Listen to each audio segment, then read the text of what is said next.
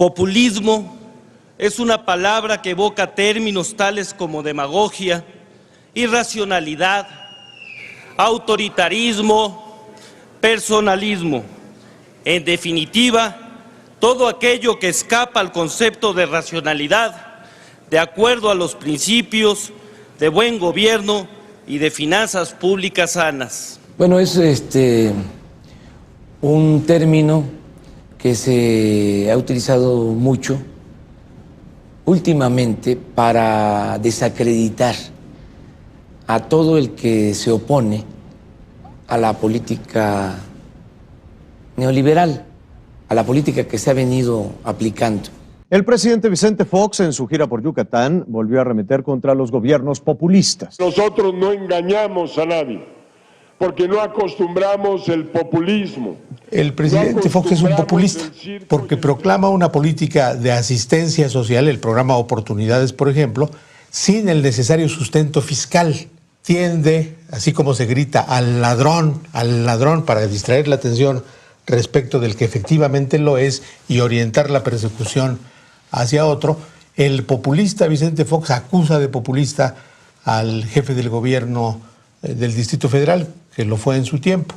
La idea es de que un populista, o sea, lo que quieren expresar es de que un populista es un hombre irresponsable, que gasta más de lo que debe.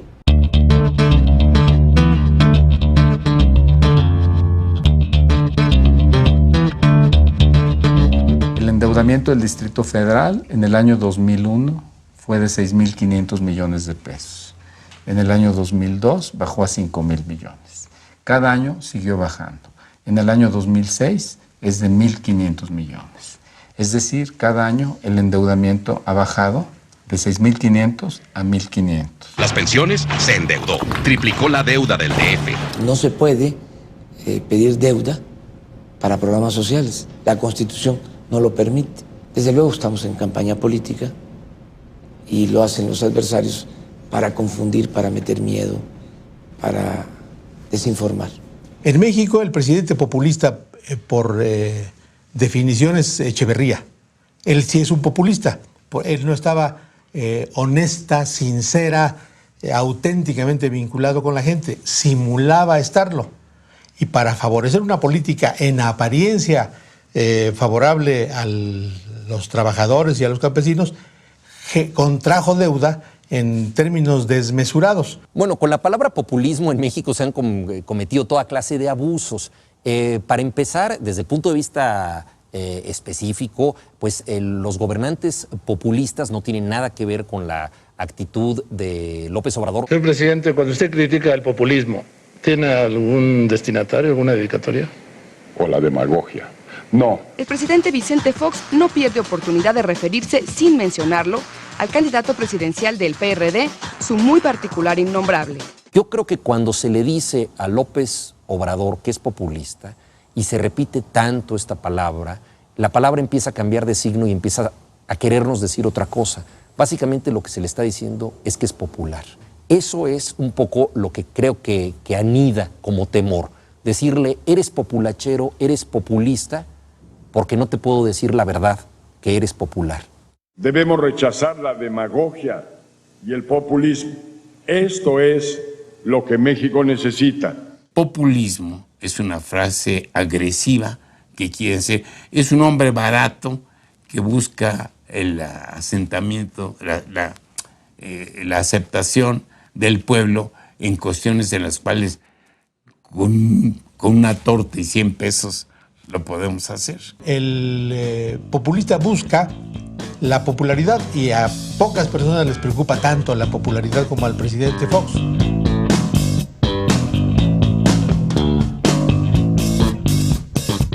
El populismo es una deformación, o así ha ocurrido, una deformación resultado de fingir conexión y entendimiento con los sectores populares. Hoy por la mañana desayuné ricos tamales con niños de la calle.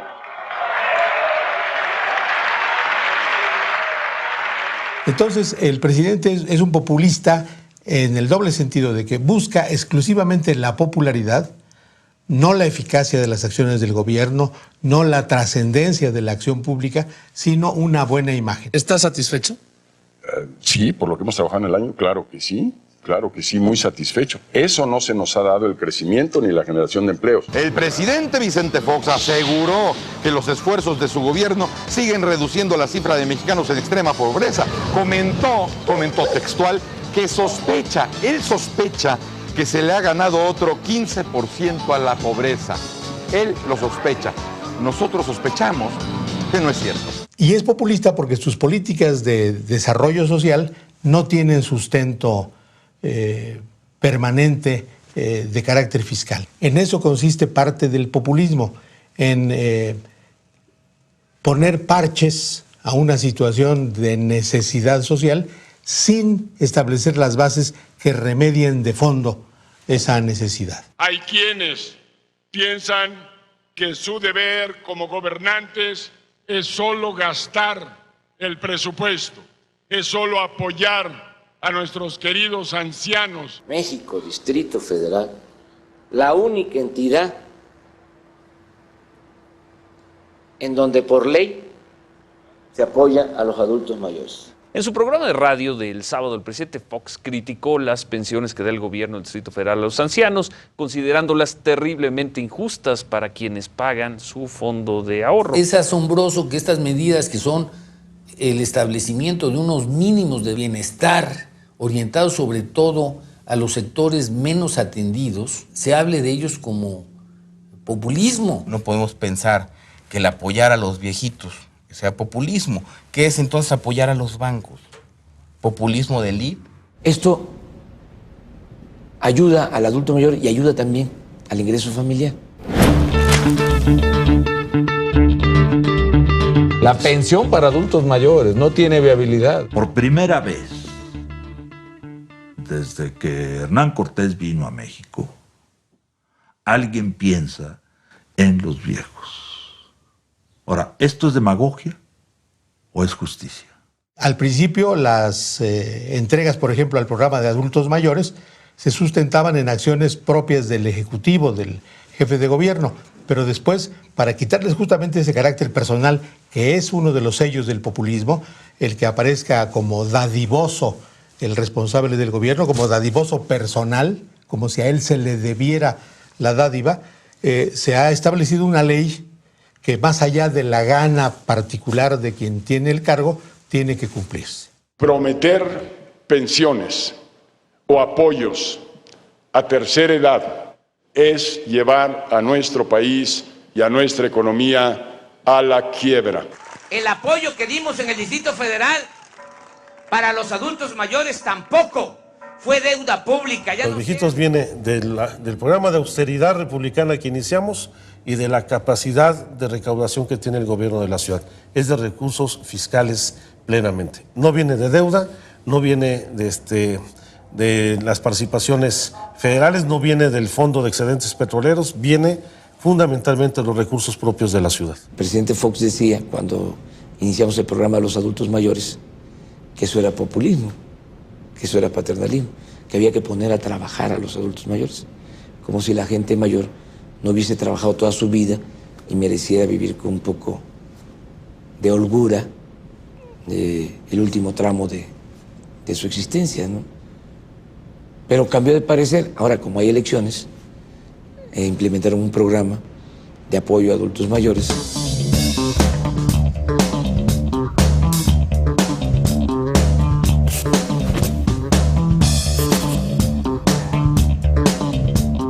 ¿Por qué toma estas medidas justo el último año del sexenio? Muy difícil de imaginar, ¿verdad? ¿Por qué será? ¿Por qué será? El presidente Fox entregó cheques de apoyos a adultos mayores.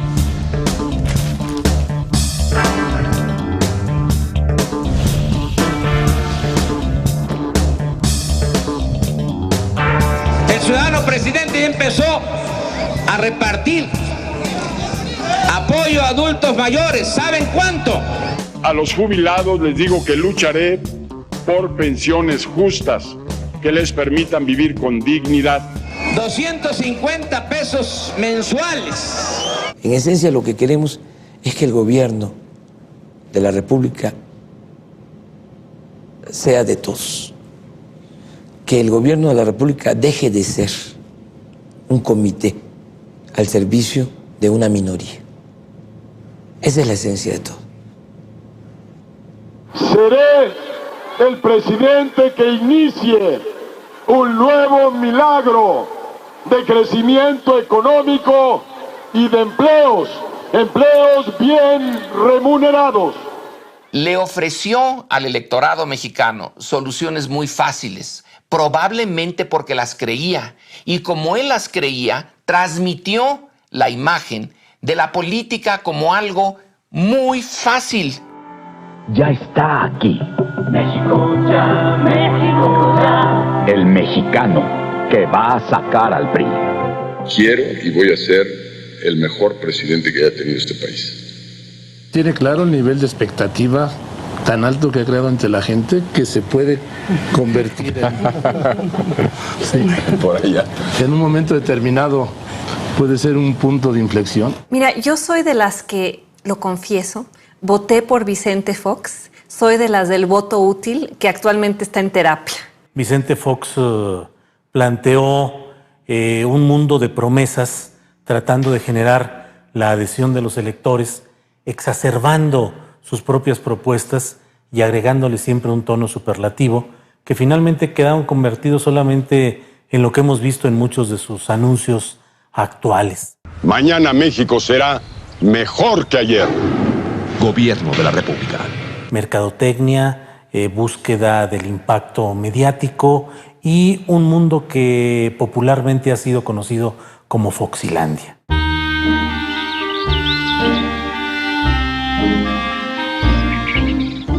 Y el resultado es que tenemos un país maravilloso, que las cosas caminan en este país, que la gente trabaja, que la gente hace inversiones.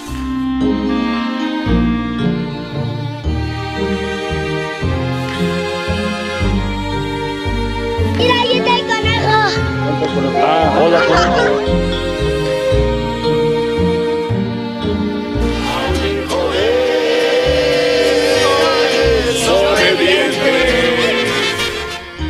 Y Rodrigo se ha de haber ido por una hamburguesa afuera, seguramente. Y Vicente andará con la novia. Ah, no, aquí están los cuatro, ¿verdad? Les quiero mucho. A lo mejor él tiene la idea de que su tarea como presidente tiene que seguir el modelo gringo. En Estados Unidos, ¿qué hacen los presidentes? Salen y cuentan chistes, ¿no? Dicen dos o tres cosas y un chiste, ¿no? Y se guardan. Y la política la hacen las grandes corporaciones, los grandes monopolios, los bancos. Y bueno, tiene sentido. Él no era un político, ni siquiera era un empresario. Era un vendedor de un producto, Coca-Cola. Ahora simplemente en la presidencia se dedicó a vender otro producto. La verdad es que las cosas marchan bien en el sentido del presupuesto, de las tareas de gobierno, de los programas. Ciertamente tenemos el problemón de que no hay crecimiento en el país, pero eso tarde o temprano se va a arreglar. Hay que reconocerle que en muchas de sus actitudes iniciales ha habido buena fe. Lo que hay es una inexperiencia política bárbara. Ahora sí que cuando éramos chiquillos, a la hora de jugar al ahogado ahí con las canicas, lo que ya sacabas viene para acá. Y primero yo protejo esto y voy por más canicas. Eso es exactamente lo que estamos haciendo en este momento con la economía. Eso se explica por su origen profesional. Él ha sido un mercadólogo, un vendedor, más que un fabricante, más que un productor. Cuando fue productor en su rancho no le fue bien. También tengo mis pequeños changarros de calzado y de... ¿Cuál es el daño que recibió usted? ¿Vale la pena decirlo para...? No, pues que debo hasta la camisa. Lo que ha hecho en todo este tramo es tratar de aplicar una visión en la que él dijo de entrada: yo gobierno, este es un gobierno de los empresarios para los empresarios. Todavía me siento más empresario que político y sé que los medios agarran cuando digo eso y me tupen duro, pero no importa. Es un hombre al que le gusta la parte pública, mediática, mercadotécnica de la presidencia, salir a vender logros, salir a declamar cifras, salir a decir que todo va bien. Indispensable hacer crecer la economía a una tasa del 7%. Indispensable generar 1.350.000 empleos para que todos ustedes, los jóvenes que nos están viendo, tengan una oportunidad de salir adelante. ¿Crecimos al 7%? Crecimos de una manera humillante, apenitas. Hay malas noticias en materia de empleo en México. Tan solo hasta el mes de agosto tuvimos el pico más importante con 233,000 empleos perdidos. Ya el presidente mandó enterrar aquella promesa de crecer al 7%. Olvídese de ese sueño. Y gracias a Dios y afortunadamente, el cambio que decidimos los mexicanos el 2 de julio del año 2000 nos ha traído esto. Le ha traído al país gran estabilidad política, económica y social. ¿Está satisfecho? Sí, por lo que hemos trabajado en el año, claro que sí, muy satisfecho. Eso no se nos ha dado el crecimiento ni la generación de empleo. El gobierno, por ejemplo, ya vámonos a la parte, a su cerebro, su gabinete. En la conformación de este gabinete, Vicente Fox tuvo una enorme libertad. Él mismo directamente le pidió a su partido, déjenme solo. Quiero dejar en claro que el nombramiento de este equipo es de mi total y absoluta responsabilidad. Si él era el genio, el que iba a resolver todo, así con la varita mágica, entonces tenía que estar rodeado de un conjunto de genios, ¿no? Amo el color del jade y el enervante perfume de las flores. Echémosle una porra a México entre todos, ¿sí? Dale. ¿Va por México? Sí, Kitibomba, la bim bomba. Sí, Kitibomba, la bim bomba. ¡Alabío! ¡Alabao! ¡Alabim bomba! ¡México! ¡México! ¡Ra, ra, ra! Es interesante cómo quiso ser presidente un hombre que no tenía el temperamento, ni la vocación, ni el talento para hacerlo. Voy a Valladolid a hacer una presentación que, pues no es por adornarme, pero fue muy aplaudida, yo diría ovacionada. De Simón Bolívar a José Luis Borges. Los límites del lenguaje de una persona son el límite de su mundo.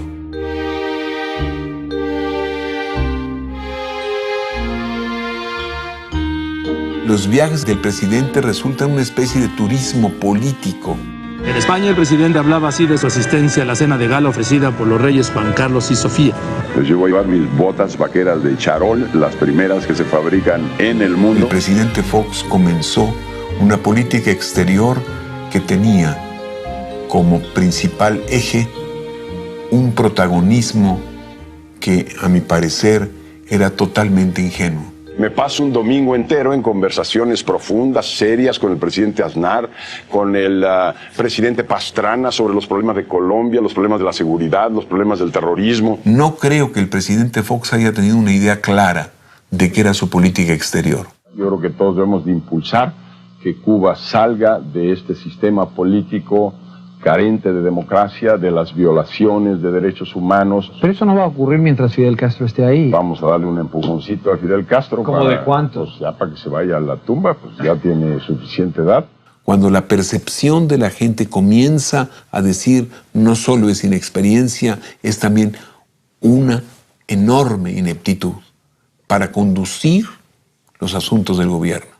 No hay duda que los mexicanos y las mexicanas, llenos de dignidad, de voluntad y de capacidad de trabajo, están haciendo trabajos que ni siquiera los negros quieren hacer allá en Estados Unidos. Called on President Fox to just unequivocally apologize for a statement that is offensive. En realidad, al final, los migrantes no se van por puro gusto, por pura voluntad, se van buscando oportunidades de desarrollo personal, de mayor ingreso. Ese país les ha negado. Si lo tienen aquí, aquí se van a quedar, eso es muy cierto. La prueba palmaria del fracaso de la política económica del presidente Fox es la gran migración. Venimos de una reunión que estuvo de poca. President, thank you very much for your hospitality. En un lugar de poca.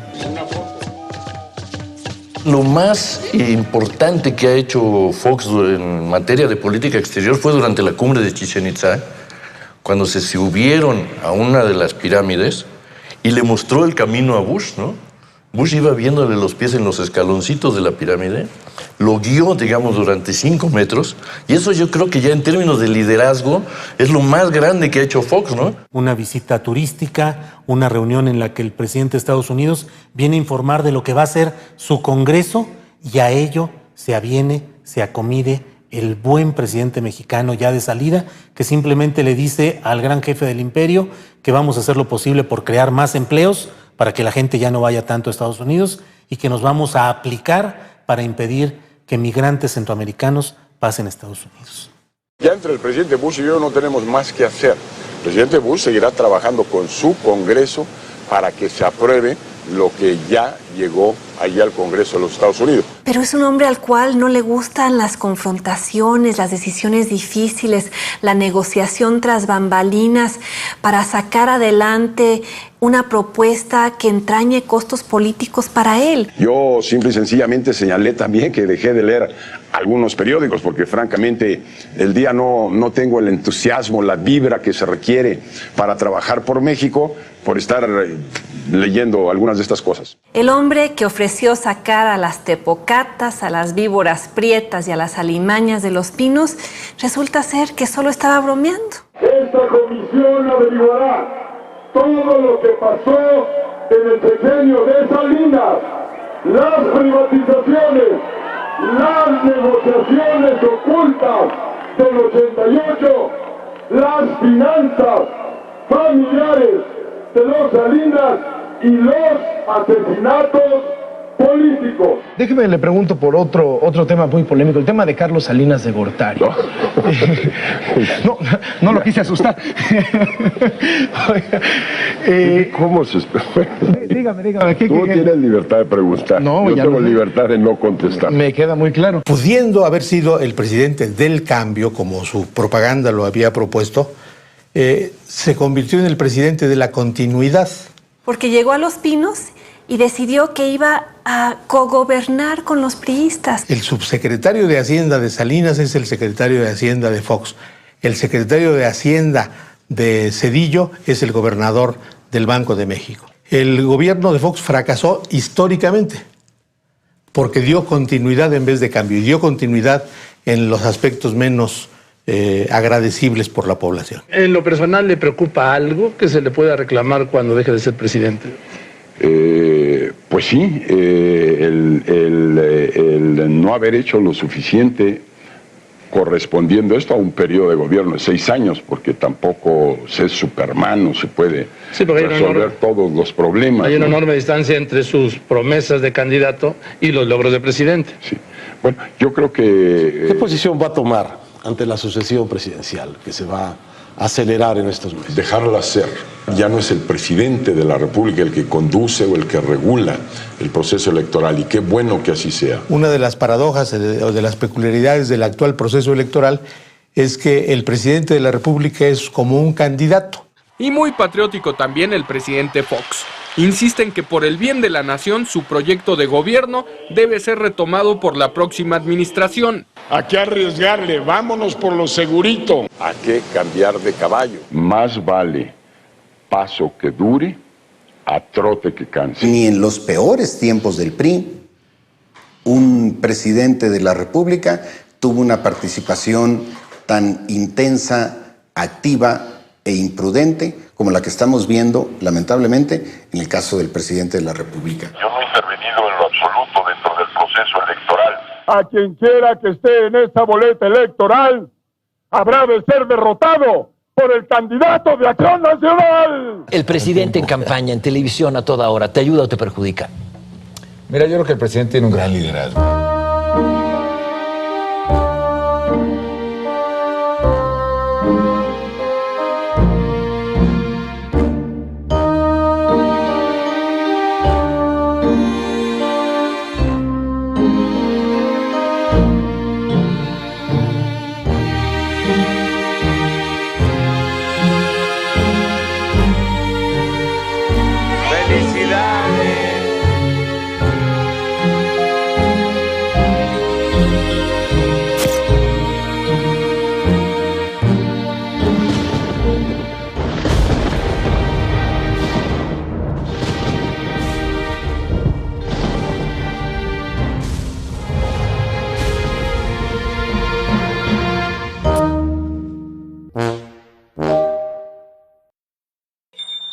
Fobaproa informa.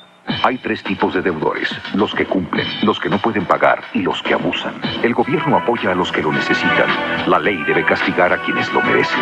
En realidad parece que no sabemos todos todo lo que quisiéramos saber de esto del Fobaproa.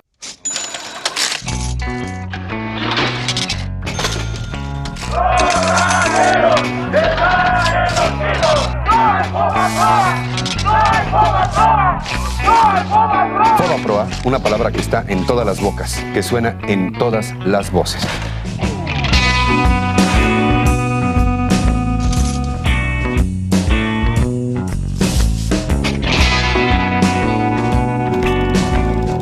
Mira, el Fobaproa es una historia terrible. Más de 100,000 millones de dólares. Más de 1 millón de millones de pesos que tiene que pagar el pueblo de México. La deuda actual son aproximadamente 700,000 millones de pesos. Si a esto le agregamos lo que ya se ha pagado, llegamos al billón. Cada mexicano, haya nacido o no haya nacido, debe alrededor de 6,490 pesos tan solo por el rescate bancario.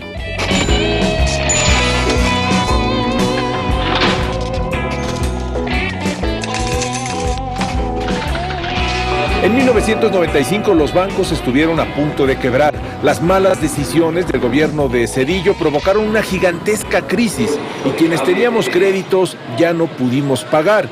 El gobierno rescató los bancos a través del Fobaproa, pero mucho de ese dinero no lo necesitaban los bancos o fue usado tramposamente por los que eran sus principales dueños. Hay que recordar que en la década de los 80, pues el presidente López Portillo había estatizado la banca.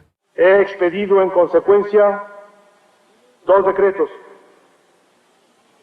Uno, que nacionaliza los bancos privados del país. A raíz de los 90, pues se hace un programa para devolver, para reprivatizar y vender otra vez los bancos a la iniciativa privada. Salinas entregó los bancos a gente cercana a él y a gente que no tenía experiencia en el manejo de la banca.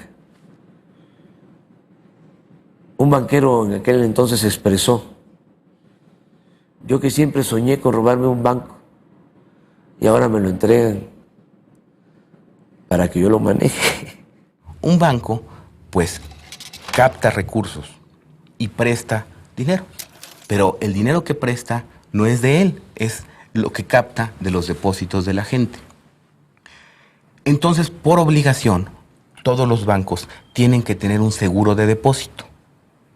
Es decir, tienen que tener un seguro por si quiebran, para que haya alguien que les devuelva el dinero a la gente, porque finalmente están prestando el dinero de la gente. El Fobaproa era eso, era el seguro de depósito de los mexicanos. Y era un seguro, era un fideicomiso privado que administraba el Banco de México y que los recursos provenían de los propios bancos. El Fondo Bancario de Protección al Ahorro protege tu economía y el futuro de nuestros hijos.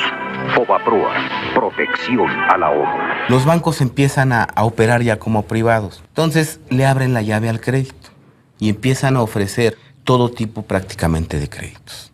Que si yo iba a comprar un banco, pues no aportaba mi dinero para comprarlo, sino simplemente le pedía crédito a otro banco.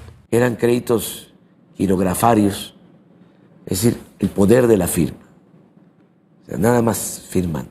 No tengo capital, no tengo una institución fuerte, sólida, con recursos que respalden mis actividades y además le abro la llave al crédito, pues es una combinación muy peligrosa. Los bancos empiezan a prestar, hay una competencia desaforada, toman una mayor cantidad de riesgos, desvían el crédito de actividades productivas propiamente tales hacia el consumo, como las tarjetas de crédito, las importaciones, etcétera, y entonces se empieza a deteriorar la calidad de sus carteras. Esos deudores de pura firma son ricos, ¿eh? No son clase media, no. Esos ricos que nada más firmaron y les dieron el crédito, se les revolucionó también el crédito, pero no pagaron. Esos no pagaron nada. Eso lo estamos pagando nosotros. Pero además, hacia finales de 94, por errores en la conducción de la política económica en ese momento, pues estalla una crisis en México sin precedentes. Empieza a irse el dinero, los dólares del país, desde marzo. El entonces presidente, o por lo menos que fungió como presidente, completamente ilegítimo, Carlos Salinas de Gortari, controla el tipo de cambio y no lo deja caer para que no haya una turbulencia preelectoral. Un buen día viene una acometida especulativa y resulta que el gobierno mexicano tenía 29 mil millones de dólares colocados en bonos que tenía que pagarlos cuando se los exigieran. Y no había dólares para pagar. Entonces el país queda en una bancarrota financiera. Las tasas de interés por la incertidumbre saltaron al cielo. Las tasas de interés llegaron a 150% y consecuentemente muchas deudas se volvieron impagables. Muchos de nosotros recordamos cómo las personas tuvieron que regresar casas y regresar automóviles.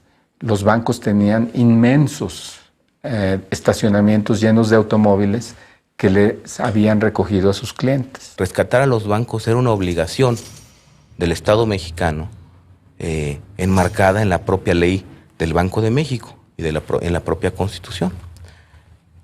En lo que no se está de acuerdo es en el cómo se realizó.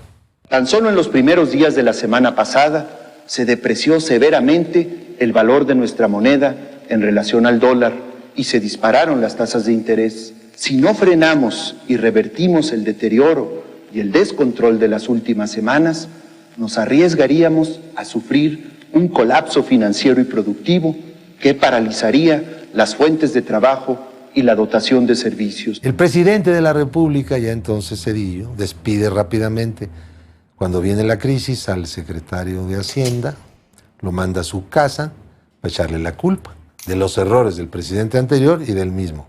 Pero los errores de diciembre lo cometieron Salinas y Zedillo, juntos y solidariamente, desde luego, ¿verdad? Entonces, ¿qué tenemos? Se le ocurre a nuestros tecnócratas neoliberales encabezados entonces por Zedillo, y que no son más que puros pupilos también de Salinas, la maravillosa idea de que el FOBAPROA absorbiera la cartera vencida de todos los bancos y los bancos quebrados, que empiezan a quebrar bancos.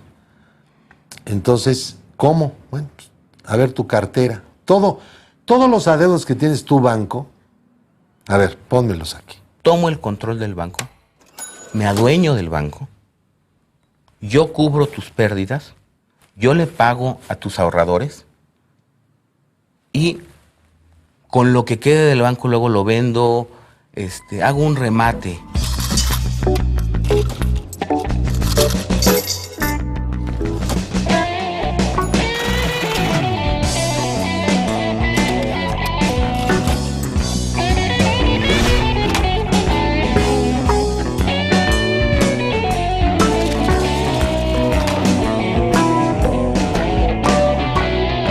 Sin embargo, había otros bancos que, ya sea porque estaban bien o estaban más o menos bien, o los análisis en esa época decían que era viable que siguieran existiendo, que siguieran funcionando, el FOBAPROA concibió un programa que se llamó Capitalización y Compra de Cartera, que además, paradójicamente, es la parte más ilegal del rescate bancario. Entonces el gobierno le decía, yo te voy a pagar el crédito que diste. Nada más que el gobierno no tenía dinero. Entonces le firmó un pagaré. Esto no era obligación del seguro de depósito. Ya estaba haciendo algo para lo que no fue diseñado. Pero ¿qué sucedió? Que los bancos ponían o le entregaban, le cedían al gobierno, pues la cartera más emproblemada y más chatarra que tenían en términos populares, así se dice, la cartera, la que no valía. Así, muy pronto y con la mayor desvergüenza, comenzaron a meter al Fobaproa todo tipo de créditos incobrables, basura y chatarra para aprovechar la buena disposición de pagarlos. Un ejemplo sucísimo fue el de los créditos relacionados, es decir, créditos que los banqueros desde sus bancos se prestaban a sí mismos como empresarios y que empezaron a inflar monstruosamente la panza enorme del Fobaproa. ¿Cuánto debe? Correcto. Pues yo tengo en mis cifras alrededor de 120 a 150 millones de dólares. Esas son las cifras que yo tengo de lo que es adeudos. Los únicos 2 procesos penales por los que estoy sujeto son, uno, un crédito que le dio Banpaís a una empresa de aerotransportación para comprar unos aviones y que estos aviones no existían y que la empresa no existía. ¿De quién era esa empresa? Es una empresa nuestra. ¿Usted se prestó solito? ¿De su propio banco? Del propio banco. ¿Usted, banquero, se prestó? No, yo no empresario? me presté. Pasó por los cánones que tenía que pasar, por el Consejo de Administración, por los comités de crédito. Sí, pero todos eran sus cuates. No sabíamos de qué tamaño era esto, porque no habían dado información. Y empezamos una lucha para que nos informaran cuánto debíamos sin saberlo. ¿Me entiendes? Como pueblo, pues.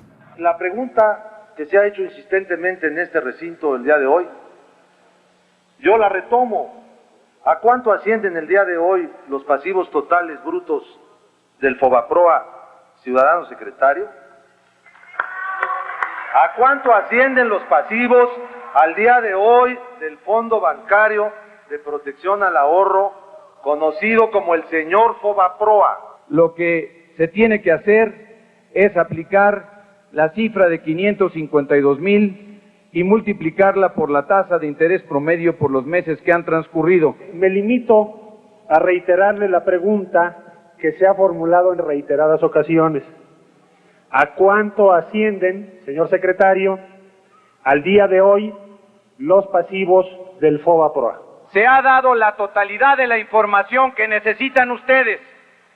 No se trata de venir aquí a hacer un circo. Si usted no sabe cuánto debe o no ha hecho bien el cálculo, le voy a prestar esta computadora para que en el tiempo de mi intervención haga los cálculos que usted requiera. Señor secretario, pues si no es a calculadora, aunque sea que sea lápiz. No contesta usted. No contesta. Tenemos un secretario de Hacienda irresponsable, porque ni contesta preguntas ni responde de sus hechos. Y en 1998, ahí mete como que no quiere la cosa Zedillo 2 iniciativas, con toda la idea de que los diputados no se dieran cuenta que estaban aprobando. Y era la liquidación del Fobaproa, es decir, vamos a desaparecerlo, vamos a crear 2 organismos. Uno que administre los activos, lo que quedó de esta chatarra. Y otro que administre la deuda. Pero para poder hacer eso, tenemos que reconocer esta deuda como deuda pública. La Cámara de Diputados empieza a analizar esta iniciativa. Y yo recuerdo muy bien, porque había reuniones que yo presenciaba, que dijeron, no, esto no. Vamos a hacer una ley. De estas 2, vamos a hacer una sola institución, que va a ser el hijo del Fobaproa, digamos, la continuación del Fobaproa. Y le vamos a llamar Instituto de Protección al Ahorro Bancario, el IPAB. El IPAB surgió cuando la deuda que se acumuló a partir del Fobaproa fue una deuda que era tan grande que tenía que encontrar una salida. Y entonces fue cuando entramos en un debate público que era que no aceptamos que se haga deuda pública el rescate bancario. Si los diputados aprueban la transferencia de deuda del Fobaproa a deuda pública, vamos a acabar con deuda pública incrementada, que va a mermar los recursos fiscales del país. Va a haber que pagarla con impuestos o con gasto público.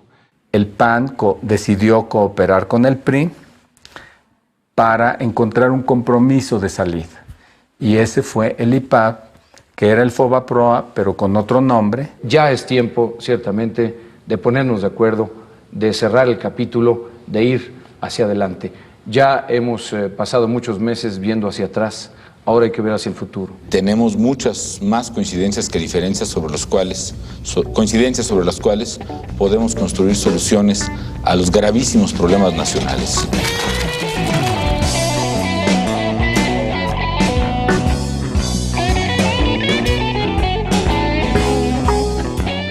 Y el PAN, como Calderón se lo hizo saber muchas veces directamente a López Obrador, dijo que los mexicanos no iban a cargar con esa deuda porque era inconstitucional. Ese era el planteamiento del PAN y de Felipe Calderón.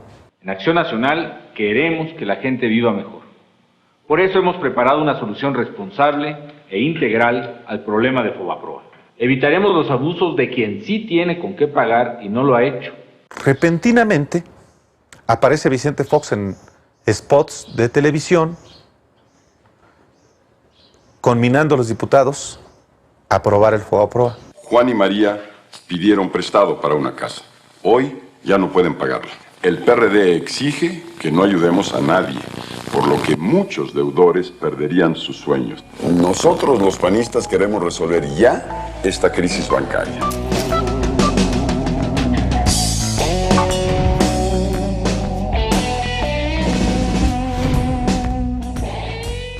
Y al final de cuentas, todos se alinearon. Por ejemplo, Roberto Hernández de Banamex le da dinero al PRI, le da dinero al PAN. Roberto Hernández fue un gran promotor de la campaña foxista, por debajo del agua, porque tenía sus dos veladoras prendidas, pero la banca apoyó mucho a Vicente Fox en el 2000, entonces tiene un compromiso ahí muy marcado. No los puede atacar directamente. Perdería mucho apoyo y de hecho el PAN podría perder apoyo para la próxima elección. ¿El director del Banco Nacional de México está de acuerdo que quien la hizo la pague? Desde luego que sí, yo creo que toda la información que tenemos al respecto puede poner muy claro los números y las personas que han participado. Cuando gana el presidente Fox, le da su casa o una oficina en Las Lomas para que despachara, ya como presidente electo. Y el primer descanso del presidente, su vacación después de la elección de julio, la pasó en una isla que tiene Roberto Hernández, en el Caribe.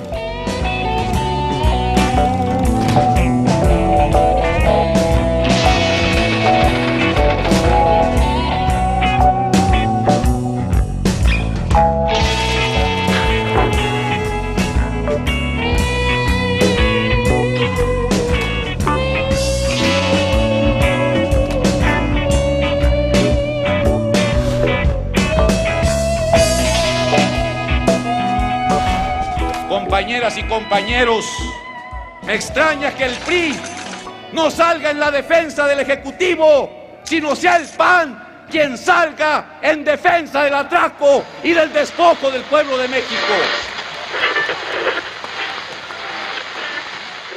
Ya lo vamos a ver ahora en noviembre con quién van a votar ustedes. Pero vamos, Nada más es muy sencillo. Pero no es así de sencillo, Andrés Manuel. Sí, a mí me habló el señor Gurría y me dijo, ya hay un acuerdo con el PAN, básicamente, para resolver el asunto del Fobaproa. Y ustedes acordaron con el gobierno resolver el asunto del Fobaproa sin castigo a los responsables y sin que estén las auditorías. A ver, nosotros no vamos a aprobar el Fobaproa, Andrés Manuel. Bueno, primero los panistas y los priistas en la Cámara de Diputados hicieron una ley, la ley del IPAF, en donde obviamente pretendían sepultar, enterrar el asunto del Fobaproa y con ello enterrar los crímenes contra la economía nacional y los crímenes contra la economía popular, y entonces crearon la ley del IPAF. Los dos partidos políticos que representan los intereses del gran capital financiero y bancario pretenden legalizar lo que a todas luces ha sido ilegal. Los legisladores del PRI rechazamos la culpabilidad que quieren imputar a mi partido y a mi gobierno. Con tal de hacer el debate más importante de esta legislatura, a espaldas de la población, no se dudó en agendarlo precisamente hoy, Día de la Virgen de Guadalupe. Tal vez con la esperanza de que el fervor religioso de nuestro pueblo va a impedir que se entere de lo que se pretende consumar en su contra. El PAN no ha hecho aquí más que una cosa: hacer viable el proyecto más antipopular de pasarle al pueblo toda la deuda del FOBAPROA. El instituto, la estructura, desde el punto de vista legal, financiero y económico, constituye la gran alternativa que ninguno de ustedes tuvo la imaginación ni siquiera de contemplar o prever. Se dice, ya no tenemos frente a nosotros los pagarés del FOBAPROA. Bueno, nada más se le cambiaron de nombre al instituto, las obligaciones están allí. No es nada más cambio de palabras o cosmetería o maquillaje del escenario. Estamos hablando de 100,000 millones de dólares. A lo mejor la cantidad no dice mucho, pero para que se entienda mejor, se trata del saqueo más grande que haya habido en la historia de México desde la época colonial. Prominentes políticos panistas como Diego Fernández de Ceballos, Vicente Fox y otros más están vinculados con manejos turbios de la banca. Y aquí el tema central, vuelvo a insistir, aunque parezca Disco reiterativo, rayado. exactamente. Sí. Aquí el tema es, ¿van a aprobar el dictamen con el PRI a principios de noviembre sobre el FOBAPROA, sí o no? No. Sí. Ah, perfecto, Punto. ya está. Ya le dijo que no. Ya vamos. Vamos. Ya. A nombre del Grupo Parlamentario del Partido Acción Nacional, vengo a hablar con razones, con argumentos a favor del dictamen y del proyecto del decreto por el cual se propone la creación del Instituto para la Protección al Ahorro Bancario. Tenemos la gran oportunidad de empezar a resolver una crisis que se ha vuelto permanente y que pone también, desafortunadamente, en duda los avances políticos logrados en los últimos años. En su voto favorable al proyecto de decreto está la respuesta del bienestar del país. Muchas gracias. Ocurrió lo que muchos nunca hubiéramos querido que ocurriera. Acción Nacional como el convalidador de lo que el propio Acción Nacional, el propio partido, dijo una y mil veces que estaba fuera de la ley, contra la Constitución. Resulta inadmisible que quienes apenas ayer tachaban de inconstitucional la contratación de esa deuda, hoy con algunas modalidades pretendan avalar este grave ilícito. Todo ello con el propósito de que el pueblo mexicano pagara la totalidad del quebranto bancario. No podemos sino cuestionarnos, ¿qué fue lo que recibió el PAN para suscribir tamaño compromiso? ¿Qué beneficios inmediatos o a mediano plazo va a recibir por esa traición? Se pide a la Secretaría abra el sistema electrónico por 15 minutos para proceder a la votación en lo general y en lo particular del proyecto de decreto.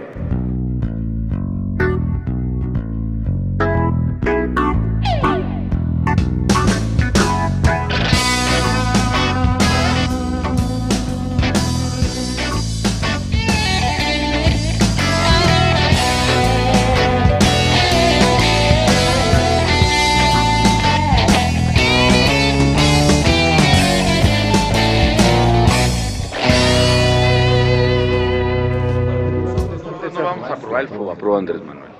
325 votos en pro, 159 en contra y una abstención.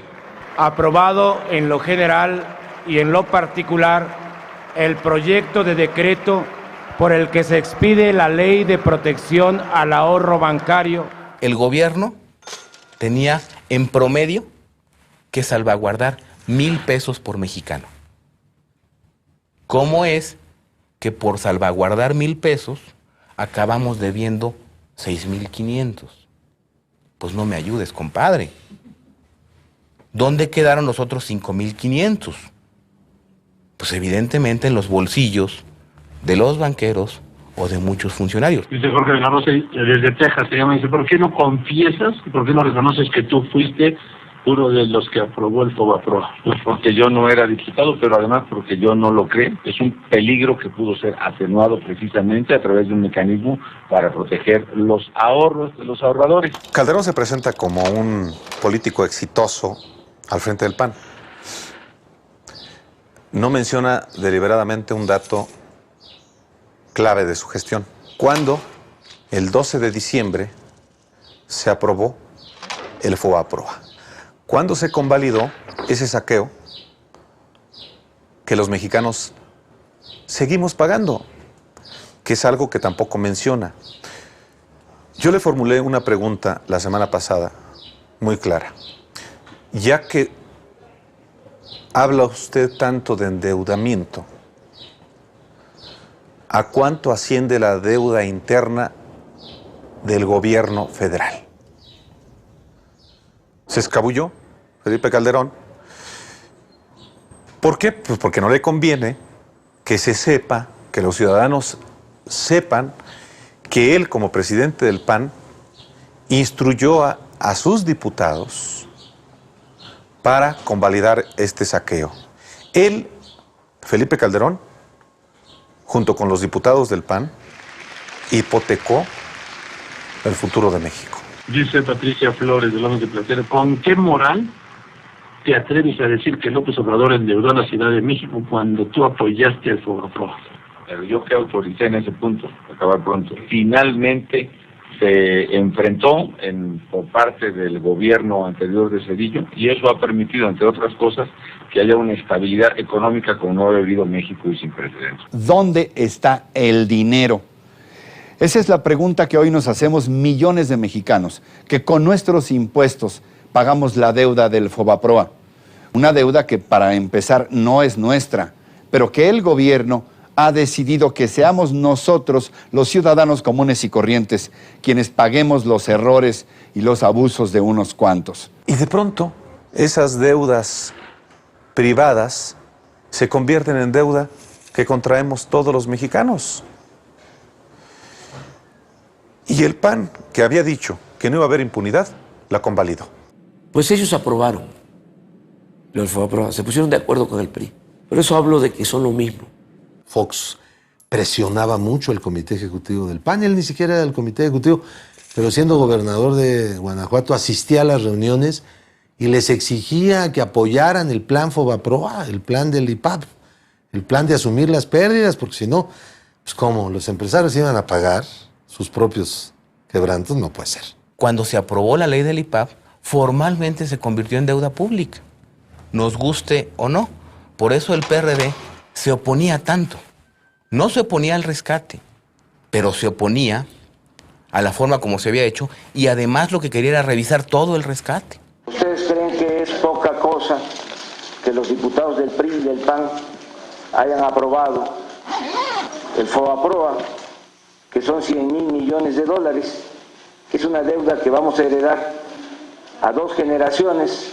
Pasa el tiempo y en el 2001, cuando viene este escándalo de la venta de Banamex, me llega a mí el Bank Report, así se le llamó a los reportes estos de banco, y claramente leo que Banamex no requería de apoyos gubernamentales. Aquí lo evidente es que los accionistas de los bancos y los grandes deudores fueron los verdaderos beneficiarios del FOBAPROA. Es el caso de Banamex, que luego fue vendido a Citigroup en 120,000 millones de pesos. En esa época se le compraron algo así como 18,000 millones de pesos, que ahorita nos cuestan casi 100,000 por los intereses, cuando el banco no lo requería. Y lo que es lo principal es que se actuó a tiempo y se actuó con responsabilidad, con oportunidad. Las acciones que tomó el gobierno federal a través del FOBAPROA justamente fueron encaminadas a preservar el ahorro de los mexicanos, a preservar el aparato productivo y a preservar el nivel de empleo.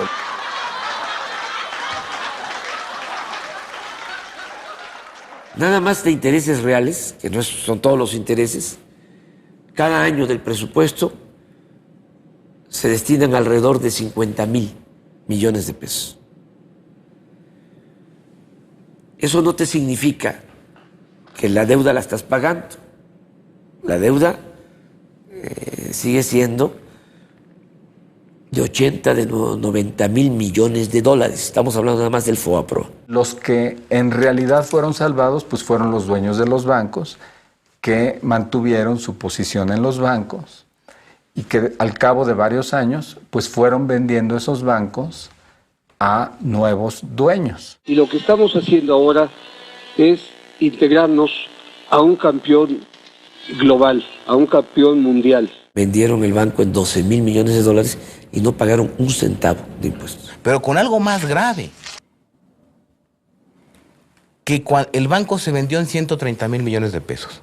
Bueno, los apoyos que en su momento le había dado FOBAPROA al banco ascendían aproximadamente a 73,000 millones de pesos. O sea, el banco valía eso porque el gobierno lo había ayudado. Además, otra cosa reprobable, todo el patrimonio cultural de Banamex, casas coloniales, pinturas, todo esto se iba a Citigroup. Entonces nos parecía absurdo, escandaloso, ofensivo y todavía sin pagar impuestos. ¿Cómo te lo explico? Si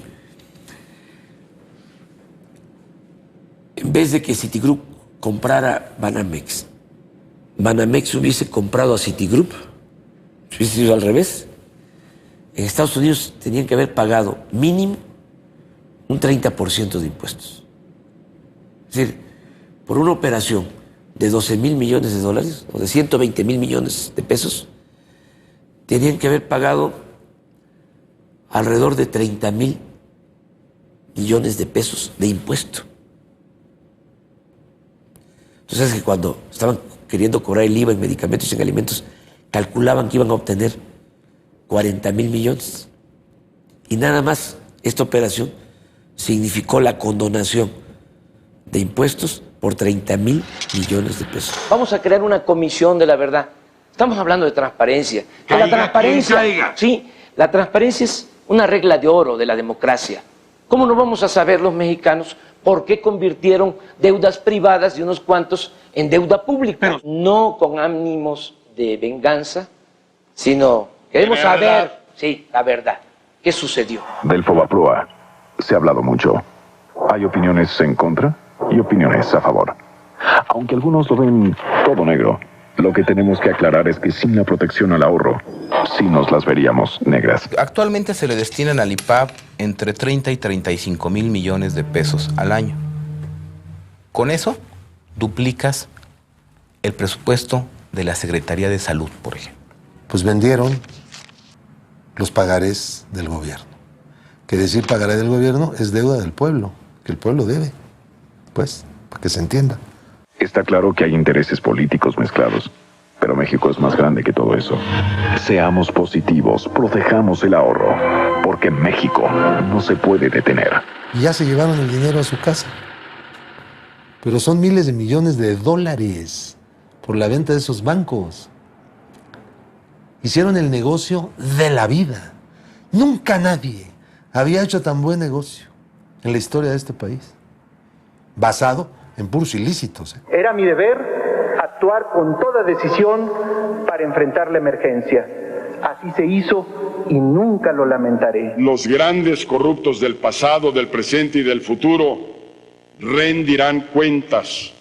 No habrá para ellos borrón y cuenta nueva. Yo me comprometo a promover ante mi partido y los diputados de Acción Nacional a entregar el número que abre la entrada a la información del FOBAPROA. Hemos decidido, los diputados de Acción Nacional y los diputados del Verde Ecologista, el traer aquí para que frente a toda la nación entreguemos aquí a Ricardo Rocha, para que si se juntan los otros 3 números clave para entrar a las listas del FOBAPROA, se pueda realizar. Oiga, señor, se ha dicho mucho que la clave del FOBAPROA que usted entregó en el debate, en el reciente, en el último, no era la verdadera, que fue más bien como un espectáculo para quedar bien. ¿Sabía usted que no era la verdadera o cuál es el fondo de esta situación? Ese sobre lacrado me lo entregó mi partido, yo lo entregué y lo puse en manos de Ricardo Rocha el día del debate. Una presidencia de la República con valores éticos que olvide la reglita de oro, donde cada presidente protege al anterior. Un informe realizado por la Auditoría Superior de la Federación indica que 80% de los ilícitos del rescate bancario quedaron impunes por omisiones o dilaciones de las autoridades fiscales y la Procuraduría General de la República. Este órgano fiscalizador recomendó al Ejecutivo Federal indagar las posibles faltas administrativas de los funcionarios públicos en el caso del FOBAPROA.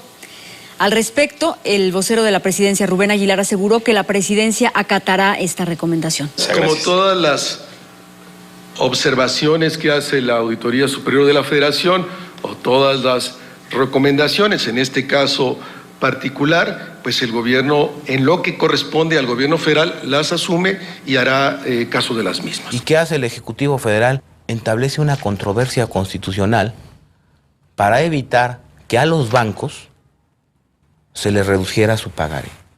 Yo lo entiendo de parte de un banco, pero no lo entiendo del presidente de la República, que debe de velar por el interés público de los mexicanos.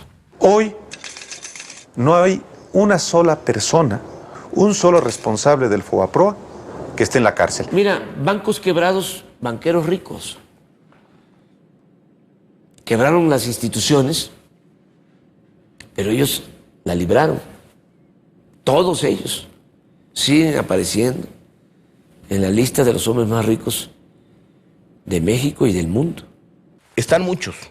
Ahora la pregunta es, ellos están porque alguien los dejó estar. Que esa es la otra parte. ¿Y quiénes los dejaron estar? Pues aquellos que integraron el comité técnico del FOBAPROA.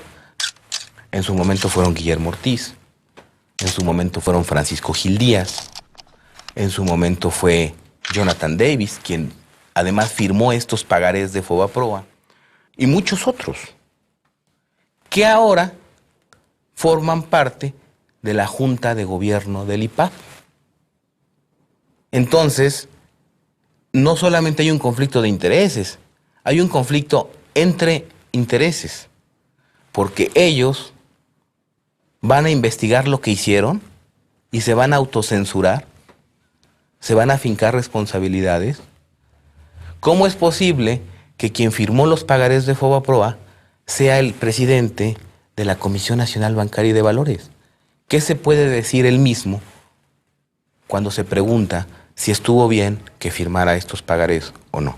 El gobernador del Banco de México es Guillermo Ortiz. O sea, él fue subsecretario de Hacienda con Salinas.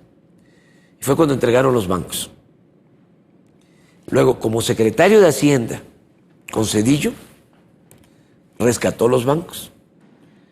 Y ahora es el gobernador del Banco de México. No hay un funcionario en el mundo que le haya costado tanto a un país como el actual gobernador del Banco de México. Y lo peor de todo es que no pierden su respetabilidad. También el Congreso ha tenido parte en esto, porque Diego Fernández, porque Fauci Hamdan han hecho todo lo posible por entorpecer las actividades de las comisiones que han tratado de investigar este asunto. ¿Por qué? Porque estamos a punto de permitir que se cierre un ciclo y que se cometa el crimen perfecto. Y el crimen perfecto se comete cuando los acusados se convierten en los jueces. Y esto es lo que está pasando. A ver, le va a contestar. Nosotros no vamos a aprobar el FOBAPROA, Andrés Manuel. Vicente Fox, con Acción Nacional. Oportunidades y soluciones para todos. Bueno, menos para los corruptos.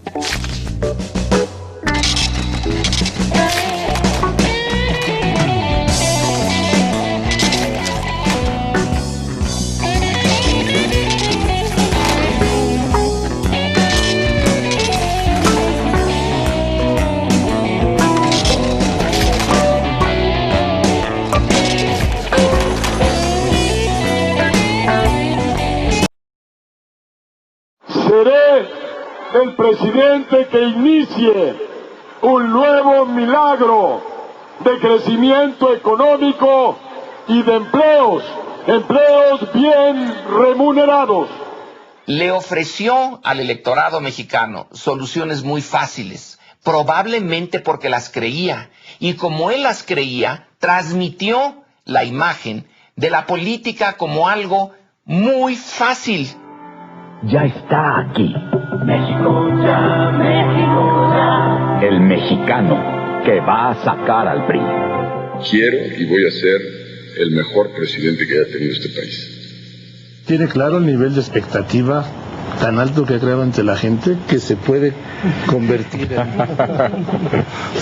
por allá.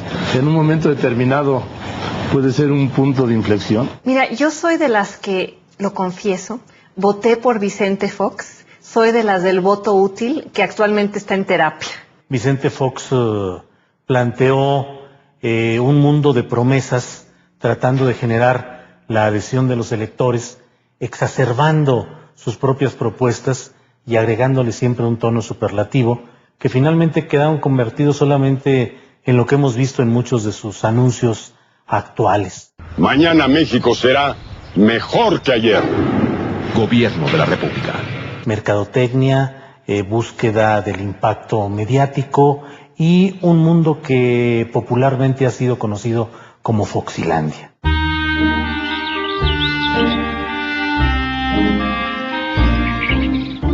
Y el resultado es que tenemos un país maravilloso, que las cosas caminan en este país, que la gente trabaja, que la gente hace inversiones.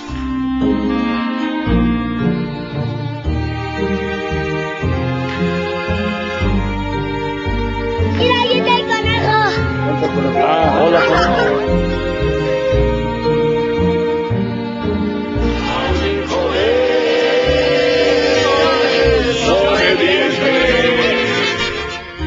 Y Rodrigo se ha haber ido por una hamburguesa afuera, seguramente. Y Vicente andará con la novia. Ah, no, aquí están los cuatro, ¿verdad? Les quiero mucho. A lo mejor él tiene la idea de que su tarea como presidente tiene que seguir el modelo gringo. En Estados Unidos, ¿qué hacen los presidentes? Salen y cuentan chistes, ¿no? Dicen dos o tres cosas y un chiste, ¿no? Y se guardan. Y la política la hacen las grandes corporaciones, los grandes monopolios, los bancos. Y bueno, tiene sentido. Él no era un político, ni siquiera era un empresario. Era un vendedor de un producto, Coca-Cola. Ahora simplemente en la presidencia se dedicó a vender otro producto. La verdad es que las cosas marchan bien en el sentido del presupuesto, de las tareas de gobierno, de los programas. Ciertamente tenemos el problemón de que no hay crecimiento en el país, pero eso tarde o temprano se va a arreglar. Hay que reconocerle que en muchas de sus actitudes iniciales ha habido buena fe, porque ayer es una inexperiencia política bárbara. Ahora sí que cuando éramos chiquillos, a la hora de jugar al ahogado ahí con las canicas, lo que ya sacabas viene para acá. Y primero yo protejo esto y voy por más canicas. Eso es exactamente lo que estamos haciendo en este momento con la economía. Eso se explica por su origen profesional. Él ha sido un mercadólogo, un vendedor, más que un fabricante, más que un productor. Cuando fue productor en su rancho no le fue bien. También tengo mis pequeños changarros de calzado y de... ¿Cuál es el daño que recibió usted? ¿Vale la pena decirlo para...? No, pues que debo hasta la camisa. Lo que ha hecho en todo este tramo es tratar de aplicar una visión en la que él dijo de entrada: yo gobierno, este es un gobierno de los empresarios, para los empresarios. Todavía me siento más empresario que político y sé que los medios agarran cuando digo eso y me tupen duro, pero no importa. Es un hombre al que le gusta la parte pública, mediática, mercadotécnica de la presidencia, salir a vender logros, salir a declamar cifras, salir a decir que todo va bien. Indispensable hacer crecer la economía a una tasa del 7%. Indispensable generar 1.350.000 empleos para que todos ustedes, los jóvenes que nos están viendo, tengan una oportunidad de salir adelante. Crecimos al 7%. Crecimos de una manera humillante, apenitas. Hay malas noticias en materia de empleo en México. Tan solo hasta el mes de agosto tuvimos el pico más importante con 233,000 empleos perdidos. Ya el presidente mandó enterrar aquella promesa de crecer al 7%. Olvídese de ese sueño. Y gracias a Dios y afortunadamente, el cambio que decidimos los mexicanos el 2 de julio del año 2000 nos ha traído esto. Le ha traído al país gran estabilidad política, económica y social. ¿Está satisfecho?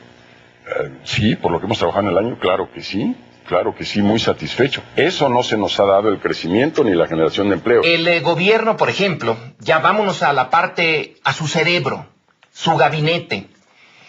En la conformación de este gabinete, Vicente Fox tuvo una enorme libertad.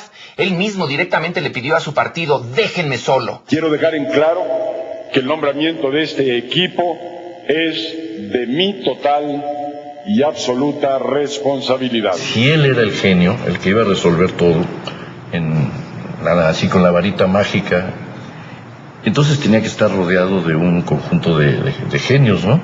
Amo el color del jade y el enervante perfume de las flores. Echemos una porra a México entre todos, ¿sí?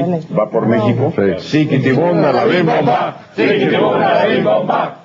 Arriba, abajo, a la bim bomba. México, México, ra, ra, ra. Es interesante cómo quiso ser presidente un hombre que no tenía el temperamento, ni la vocación, ni el talento para hacerlo. Voy a Valladolid a hacer una presentación que, pues no es por adornarme, pero fue muy aplaudida, yo diría ovacionada. De Simón Bolívar a José Luis Borges. Los límites del lenguaje de una persona son el límite de su mundo.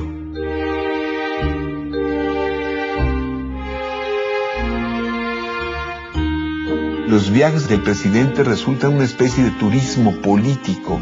En España el presidente hablaba así de su asistencia a la cena de gala ofrecida por los reyes Juan Carlos y Sofía. Pues yo voy a llevar mis botas vaqueras de charol, las primeras que se fabrican en el mundo. El presidente Fox comenzó una política exterior que tenía como principal eje un protagonismo que, a mi parecer, era totalmente ingenuo. Me paso un domingo entero en conversaciones profundas, serias, con el presidente Aznar, con el presidente Pastrana sobre los problemas de Colombia, los problemas de la seguridad, los problemas del terrorismo. No creo que el presidente Fox haya tenido una idea clara de qué era su política exterior. Yo creo que todos debemos de impulsar que Cuba salga de este sistema político carente de democracia, de las violaciones de derechos humanos. Pero eso no va a ocurrir mientras Fidel Castro esté ahí. Vamos a darle un empujoncito a Fidel Castro. ¿Cómo de cuántos? Pues ya para que se vaya a la tumba, pues ya tiene suficiente edad. Cuando la percepción de la gente comienza a decir no solo es inexperiencia, es también una enorme ineptitud para conducir los asuntos del gobierno. No hay duda que los mexicanos y las mexicanas, llenos de dignidad, de voluntad y de capacidad de trabajo, están haciendo trabajos que ni siquiera los negros quieren hacer allá en Estados Unidos. Called on President Fox to just unequivocally apologize for a statement that is offensive. En realidad, al final, los migrantes no se van por puro gusto, por pura voluntad, se van buscando oportunidades de desarrollo personal, de mayor ingreso. ¿Ese país les ha negado? Si lo tienen aquí, aquí se van a quedar, eso es muy cierto. La prueba palmaria del fracaso de la política económica del presidente Fox es la gran migración.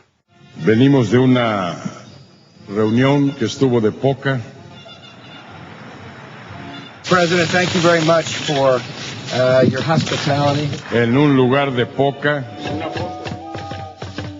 Lo más importante que ha hecho Fox en materia de política exterior fue durante la cumbre de Chichén Itzá, cuando se subieron a una de las pirámides y le mostró el camino a Bush, ¿no?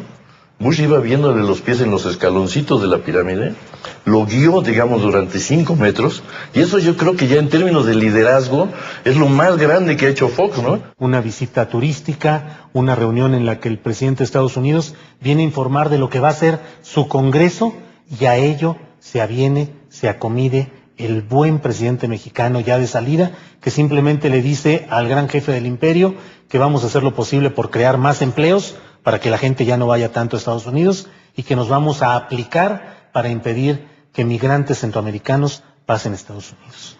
Ya entre el presidente Bush y yo no tenemos más que hacer. El presidente Bush seguirá trabajando con su Congreso para que se apruebe lo que ya llegó allí al Congreso de los Estados Unidos. Pero es un hombre al cual no le gustan las confrontaciones, las decisiones difíciles, la negociación tras bambalinas para sacar adelante una propuesta que entrañe costos políticos para él. Yo simple y sencillamente señalé también que dejé de leer algunos periódicos porque francamente el día no tengo el entusiasmo, la vibra que se requiere para trabajar por México por estar leyendo algunas de estas cosas. El hombre que ofreció sacar a las tepocatas, a las víboras prietas y a las alimañas de Los Pinos, resulta ser que solo estaba bromeando. Esta comisión averiguará todo lo que pasó en el sexenio de Salinas, las privatizaciones, las negociaciones ocultas del 88, las finanzas familiares de los Salinas y los asesinatos políticos. Déjeme, le pregunto por otro tema muy polémico, el tema de Carlos Salinas de Gortari. No lo quise asustar. ¿Cómo se está? Dígame. Tú tienes libertad de preguntar. No, yo ya tengo no. libertad de no contestar. Me queda muy claro. Pudiendo haber sido el presidente del cambio, como su propaganda lo había propuesto, se convirtió en el presidente de la continuidad. Porque llegó a Los Pinos y decidió que iba a cogobernar con los priistas. El subsecretario de Hacienda de Salinas es el secretario de Hacienda de Fox. El secretario de Hacienda de Zedillo es el gobernador del Banco de México. El gobierno de Fox fracasó históricamente porque dio continuidad en vez de cambio y dio continuidad en los aspectos menos agradecibles por la población. ¿En lo personal le preocupa algo que se le pueda reclamar cuando deje de ser presidente? Pues sí, el no haber hecho lo suficiente correspondiendo esto a un periodo de gobierno de 6 años, porque tampoco se es Superman, no se puede resolver todos los problemas. Hay una enorme distancia entre sus promesas de candidato y los logros de presidente. Sí. Bueno, yo creo que... ¿Qué posición va a tomar ante la sucesión presidencial que se va a acelerar en estos meses? Dejarla ser. Ya no es el presidente de la República el que conduce o el que regula el proceso electoral, y qué bueno que así sea. Una de las paradojas o de las peculiaridades del actual proceso electoral es que el presidente de la República es como un candidato. Y muy patriótico también el presidente Fox. Insiste en que por el bien de la nación su proyecto de gobierno debe ser retomado por la próxima administración. ¿A qué arriesgarle? Vámonos por lo segurito. ¿A qué cambiar de caballo? Más vale paso que dure a trote que canse. Ni en los peores tiempos del PRI, un presidente de la República tuvo una participación tan intensa, activa e imprudente como la que estamos viendo, lamentablemente, en el caso del presidente de la República. Yo no he intervenido en lo absoluto dentro del proceso electoral. A quien quiera que esté en esta boleta electoral, habrá de ser derrotado por el candidato de Acción Nacional. El presidente en campaña, en televisión a toda hora, ¿te ayuda o te perjudica? Mira, yo creo que el presidente tiene un gran liderazgo.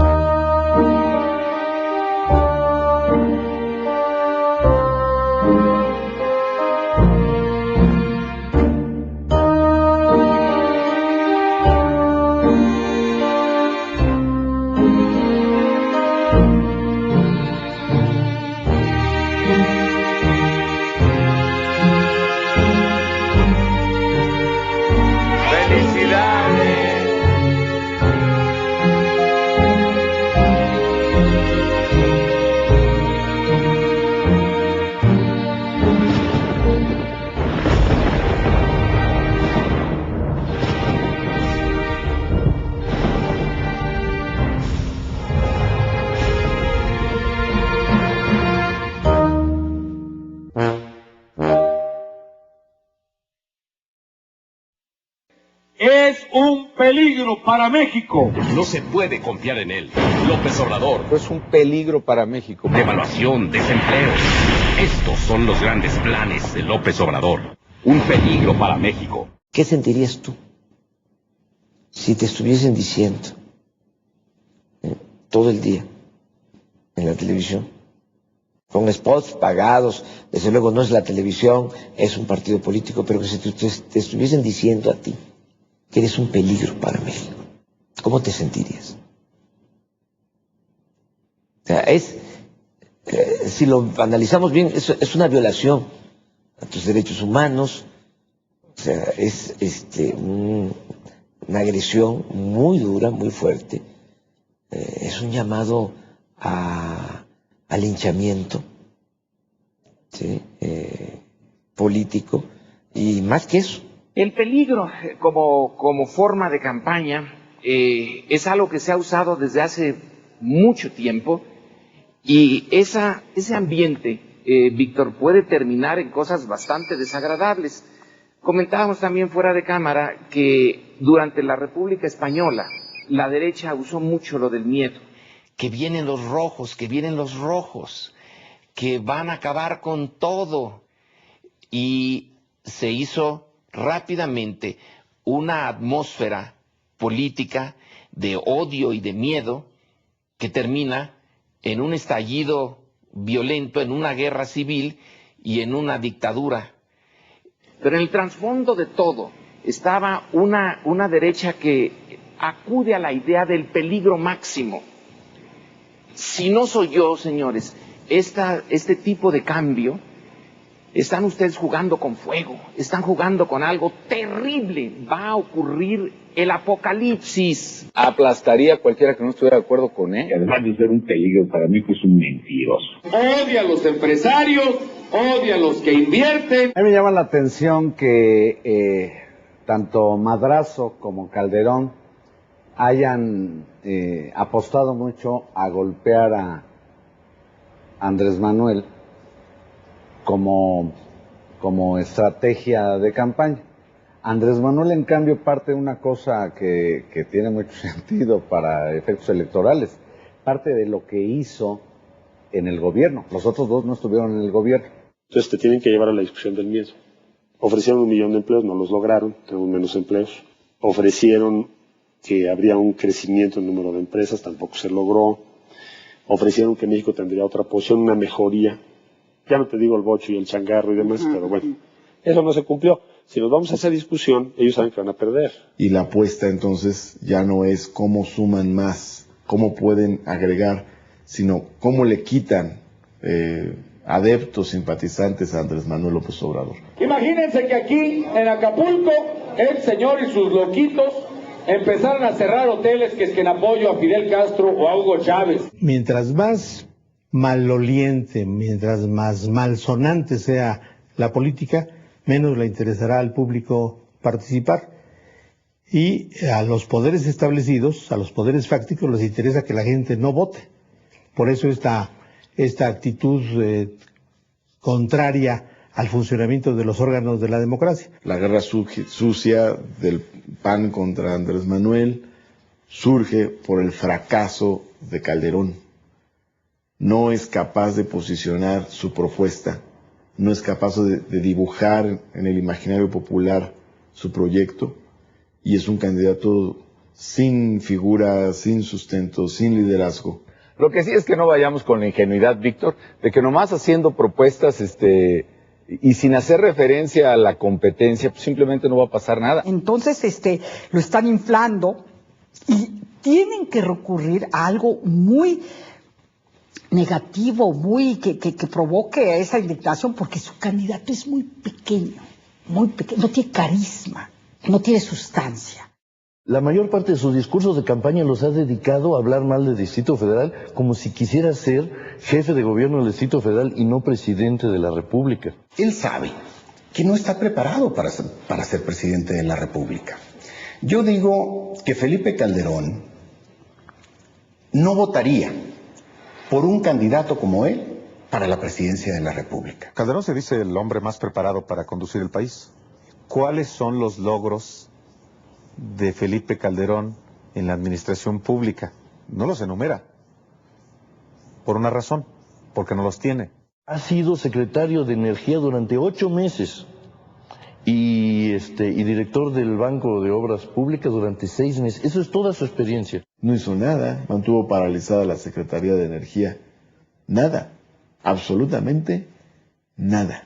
Si el presidente Fox, que ya había tenido la experiencia de diputado y de gobernador, cuando llegó al poder, no supo qué hacer con él, ¿qué nos esperaría con un presidente como Felipe Calderón? Felipe Calderón ha abdicado de sus principios doctrinales en un pragmatismo extremo, entregándose a las mieles del presupuesto público por la vía de Josefina Vázquez Mota, por un lado, entregándose a los manejos políticos del Grupo del Yunque con Carlos Abascal, por otro lado, y hoy está convertido en una especie de corcho sobre el océano de los intereses, sobre el mar de los intereses, tratando de ir conforme la corriente lo esté llevando. Felipe ha estado mintiendo en forma sistemática, prometió que no votaría en el FOBAPROA. Ustedes acordaron con el gobierno resolver el asunto del FOBAPROA sin castigo a los responsables y sin que estén las auditorías. A ver, nosotros no vamos a aprobar el FOBAPROA, Andrés Manuel.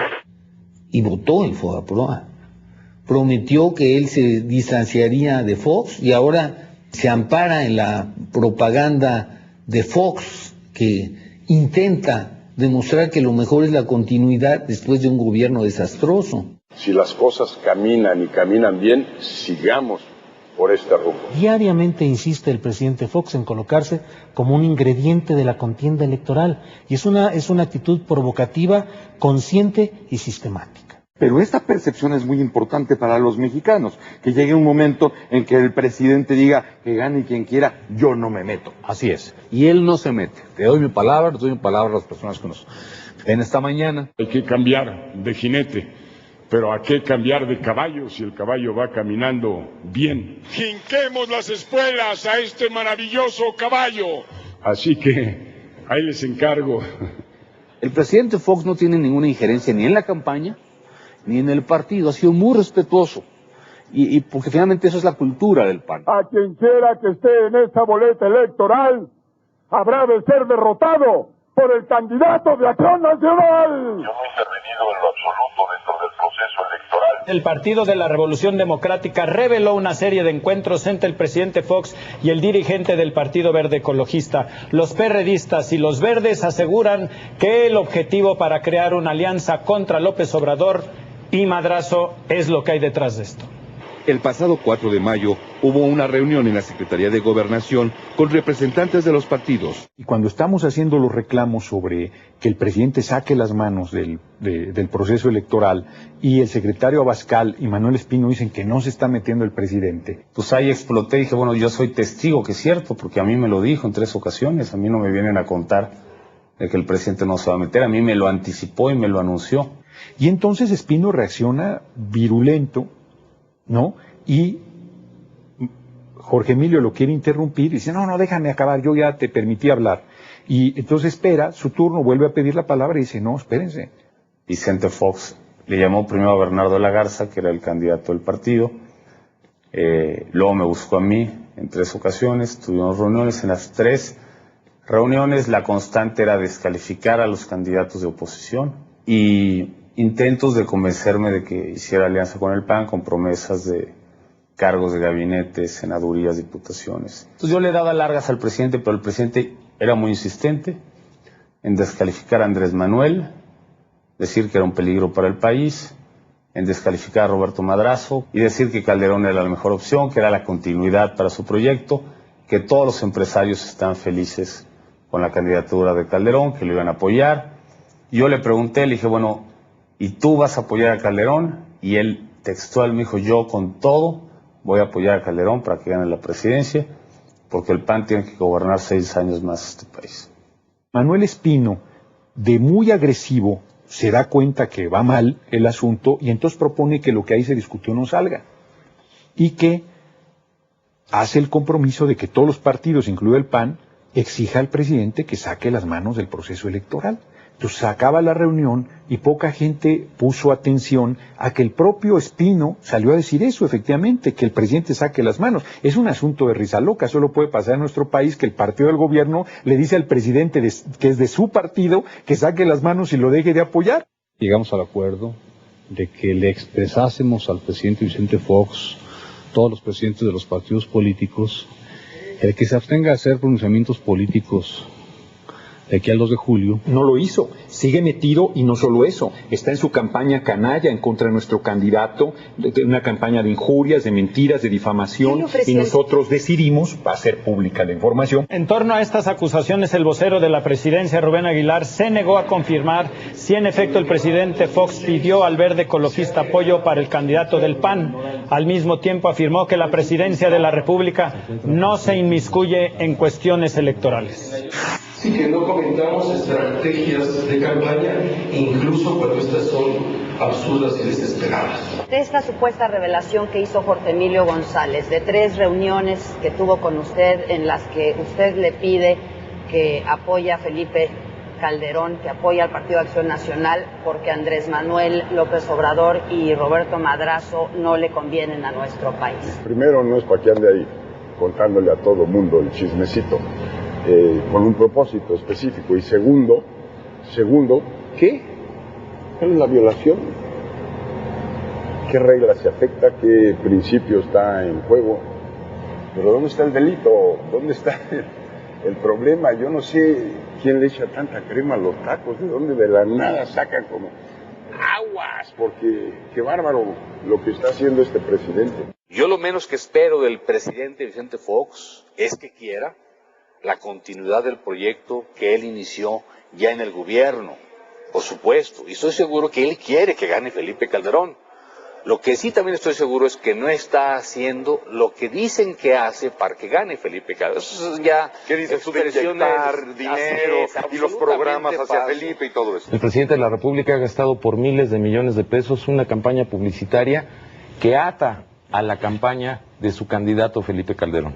México será mejor que ayer. Juntos hemos reducido la pobreza con mejor alimentación para competir con el que les pongan enfrente. Como a mí me gustaría muchísimo que sucediera.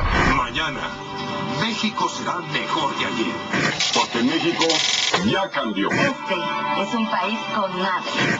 Gobierno de la República. Es una insolencia el número de comerciales que tiene el señor presidente para publicitar supuestamente la obra pública. Si comparas lo que se gastó en el año 2000, en la elección que ganó Vicente Fox, sí, en materia de publicidad desde la presidencia de la República, o sea, Ernesto Cedillo, a lo que se ha gastado en estos momentos, te puedo adelantar que es más de 5 veces lo que se gastó en un año en comparación al otro. O sea, y eso que se ha gastado el presidente Fox hoy, ¿sí?, podría servir para darte un ejemplo, otra biblioteca Vasconcelos equipada al doble. Podría servir para resolver los problemas de Chiapas ante las nuevas inundaciones. La Coalición por el Bien de Todos presentó ante el IFE una queja contra el PAN y su candidato Felipe Calderón por el presunto uso ilegal del padrón y de la lista nominal de electores del IFE. Se trasladó toda la estructura de Sedesol a la campaña de Calderón. La que era secretaria de Desarrollo Social, Josefina Vázquez Mota, es coordinadora de la campaña de Felipe Calderón. Y está actuando en eso. Para provocar los mismos efectos clientelares que hacía el PRI en las elecciones de Estado del pasado. Ahorita soy del PAN porque es el que me ha apoyado. Ellos me dicen que tengo que convencer a la gente para que pues voten por el partido que me apoya. Tienen los listados de los padrones y están utilizando los padrones para hacer promoción del voto. Tenemos toda esa información porque nos las pasó gente de la misma Secretaría de Desarrollo Social. Estamos a 2 meses de unas elecciones que parece van a ser muy competidas y aquí estamos hablando de 2 a 4 millones que son susceptibles de ser manipulados electoralmente. Es muy importante, Ana Teresa. Yo volvería a decir que se intuye el riesgo. Ante ese peligro viene la segunda puntualización y el Instituto Federal Electoral, ¿dónde está? Su actuación ha sido muy tibia, muy está mandando dobles mensajes. No acabamos de entender cuál es exactamente el papel del IFE. Se le toleró al presidente Fox permanentemente que estuviera fustigando a los candidatos presidenciales, estuviera haciendo campaña, estuviera utilizando lemas similares, cercanos a los que utiliza el candidato del Partido Acción Nacional. Sin embargo, lo que estamos observando es un silencio propio de una institución que tal vez se siente insegura, que probablemente no tiene sí tiene los recursos jurídicos, pero no tiene la voluntad. El IFE es un órgano formado como botín entre el PRI y el PAN, que en su momento se repartieron los nombramientos de los integrantes de este Instituto Federal Electoral. Entonces eso le da ya un sesgo de origen que vuelve muy sospechosas cualquiera decisiones que son imputables, impugnables por el PRD. El propio consejero presidente Luis Carlos Ugalde y varios de los miembros actuales del Consejo General del IFE provienen de una jugada política que hizo el Bester Gordillo, que en su momento fue quien tuvo en sus manos esa decisión y que los impuso, y hoy responden a esos intereses de grupo de la gente que los puso ahí. No en vano el ingenio popular le dice Felife, ¿no? Por la relación tan obvia que existe entre Ugalde y Calderón. Andrés Manuel López Obrador está combatiendo contra una triple dictadura. Una dictadura financiera que obviamente le tiene pavor a que se le cobre lo que le adeuda a la nación, porque son parásitos.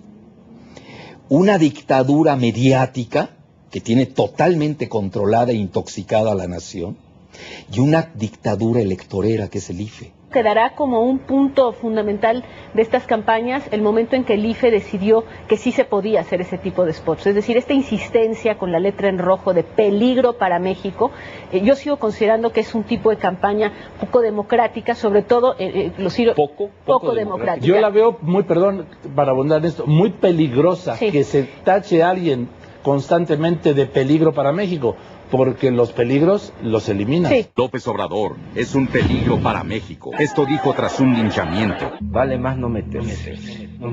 Ahí está la declaración del jefe del gobierno, el señor López Obrador en la Ciudad de México, cuando bajo su gobierno murieron varias personas linchadas. Y además mentiroso, porque el spot en el que López Obrador está hablando de un linchamiento no se refiere a Tláhuac, están sacados de contexto. Yo no sé si es guerra sucia o no, que es mentiroso el spot, es muy mentiroso. La guerra sucia está basada en la mentira. No solo es la agresión, no solo es la ofensiva, sino que es la mentira. Mentira obvia, mentira burda, mentira grotesca. Y a partir de ahí, la repetición de la mentira, es otra técnica, ¿no? de Goebbels, de la época de Hitler, según la cual una mentira que se repite muchas veces puede convertirse en verdad. En el diario de Goebbels aparece la frase "Eine Wahrheit muss durch die Lüge wiederholt werden". Una verdad debe ser construida a base de mentiras. Esto aparece en el diario de Goebbels. Lo dijo en el momento en que el Partido Nacional Socialista Obrero Alemán, el partido nazi, estaba arrinconado en 1932. Había perdido las elecciones y comenzó una campaña de mentiras contra la socialdemocracia y contra el Partido Comunista Alemán. De ese modo, en menos de 9 meses, 10 meses, el partido nazi obtuvo la mayoría democrática en el Parlamento alemán.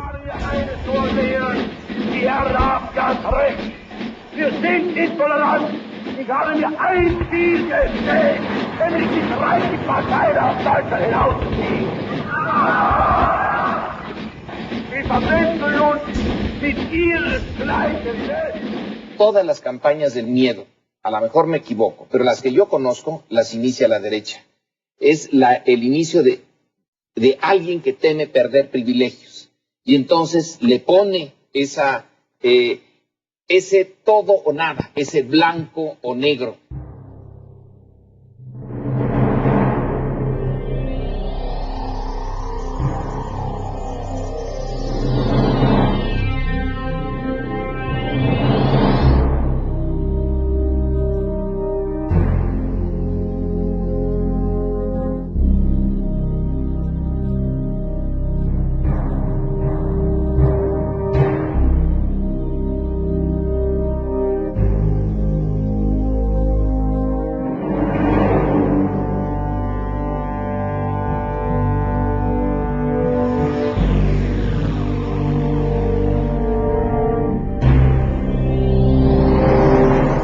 es un peligro para México.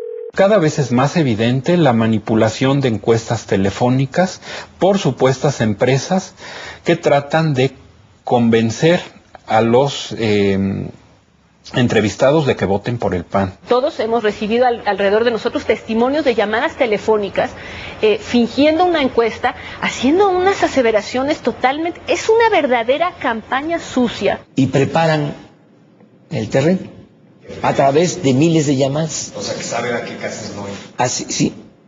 O a cuáles ir. Y yo quisiera hablar de las encuestas. Puede ser que ninguno de nosotros estemos correctos.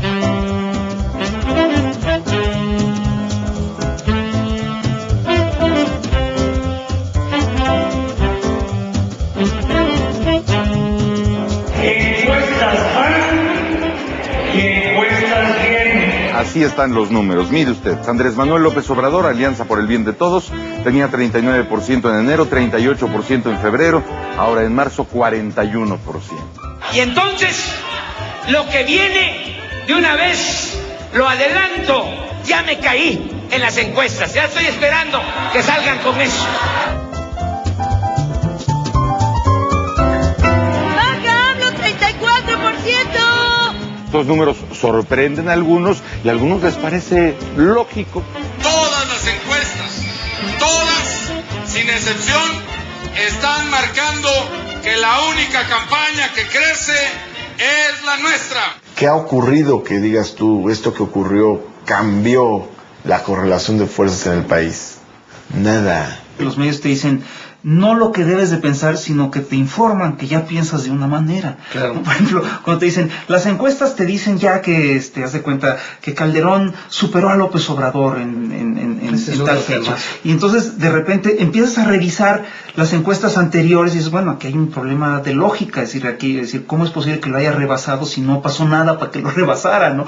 Y de repente vienen otras encuestas y, dicen, y te desmienten la encuesta que dice que no, ya lo rebasó. Entonces tú dices, bueno, ¿qué fue esa encuesta?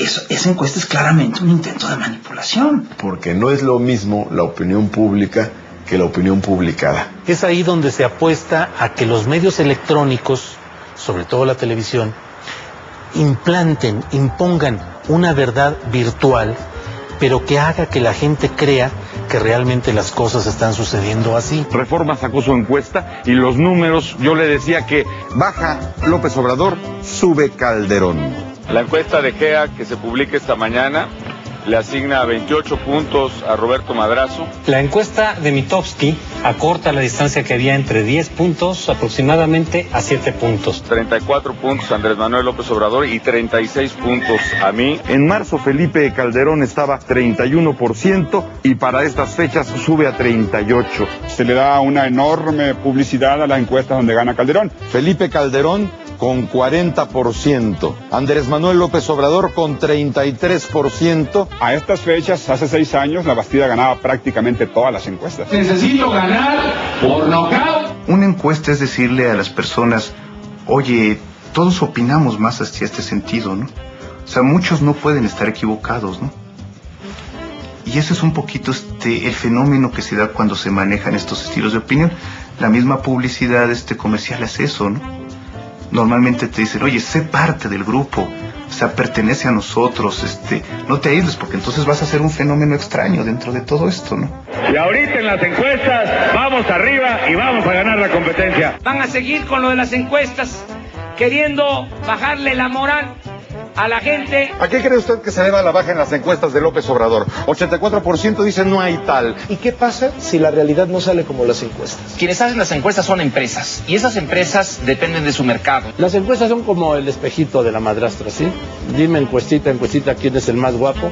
Y si eres tú el más guapo, esa es la gran encuesta. Aquí de lo que se trata es de crear una percepción que cuando se llegue a dar un resultado electoral que no coincida con lo que parece ser la tendencia generalizada, pues haya un apoyo presuntamente documentado, presuntamente científico, presuntamente objetivo, que previamente fue colocando las circunstancias en ese sentido. La distorsión de las encuestas tiene una intención política. Las empresas de encuestas son empresas particulares que buscan la ganancia económica en un contexto de acomodo a los intereses de quienes los patrocinan. Hay que recordar que ni en Chile, ni en el Uruguay, ni en Brasil, ni en Bolivia, ni en España, ni en Costa Rica, cuando la izquierda iba muy bien, aparecieron muchísimas encuestas que decían que estaba empatada o que incluso los candidatos de derecha iban superando. La nueva estrategia será posicionar en la opinión pública encuestas que ubiquen a Calderón súbitamente por encima de López Obrador. El Universal da a conocer estas cifras en su encuesta. Rebasa Calderón a Andrés Manuel López Obrador. El efecto de la encuesta altera muy poco la intención de voto. Pero en este caso, en que la diferencia es tan grande entre el primer lugar y los otros, por lo menos da esperanzas a los equipos y a los partidarios del que va en segundo o en tercer lugar, de que las cosas pueden mejorar. Son intentos de generar a partir de una encuesta una inducción de opinión, que han tenido mucha dificultad para prosperar. Pero yo sí creo que existe una enorme presión del poder político a través de la presidencia de la República y del poder económico sobre las empresas encuestadoras para que los resultados de las mismas se distorsionen. Lo que yo no entiendo es por qué el IFE no ha solicitado que las casas encuestadoras pongan a la disposición del público sus bases de datos completas. Si es una encuesta bien hecha, si sus resultados son coherentes, si parten de la lógica formal, si parten de un buen método estadístico y de muestreo de encuesta, su base de datos debe dar los resultados que están dando sus cuadros finales. Pero normalmente nos entregan el resultado final. Y esto se usa también mucho para conseguir dinero. Si yo traigo 10 puntos arriba, como los traigo, 8 o 10 puntos, al segundo lugar le cuesta mucho dinero, mucho trabajo conseguir dinero. O sea, porque ¿quién le da? O sea, los que dan dinero dicen, esta empresa no tiene futuro, o sea, voy a perder todo. Cuando platicamos, etcétera, con alguna persona del sector privado con recursos suficientes como para contribuir a una campaña, sí se fija en las encuestas. O sea, sí se fija en quién va ganando para saber a quién apostarle, ¿no? Hay un experto, que no voy a decir su nombre porque no sería ético, pero le pregunté hace unos cuantos días sobre las encuestas y él me respondió de una manera que me desconcertó un poco. Me dice, todas las encuestas en México responden a quien las paga. Responden de tal manera que juegan con los puntos de error, con los márgenes de error, justamente por lo que tú dices, porque una encuesta o le da ánimos o le quita ánimos. Entonces el encuestador tiene los resultados, pero quien le pagó le da un poquitito más. Entonces sí tiene sentido preguntar quién paga una encuesta, que yo pensaba honestamente que su primerísima lealtad era consigo mismo. GEAISA, bueno, pues está patrocinado por Coparmex y por el Partido Acción Nacional. Y no lo niegan, en su página de internet dice quiénes son sus patrocinadores, ¿no? Bueno, pues supongo que es muy difícil ser imparcial en esas condiciones. Si ustedes ven la encuesta de hoy, se asegura que no hemos perdido votos. Y de manera inexplicable estamos en segundo lugar. Pues entonces estamos ante un fenómeno un poco extraño. Tenemos, efectivamente, en esta coyuntura, encuestas adulteradas.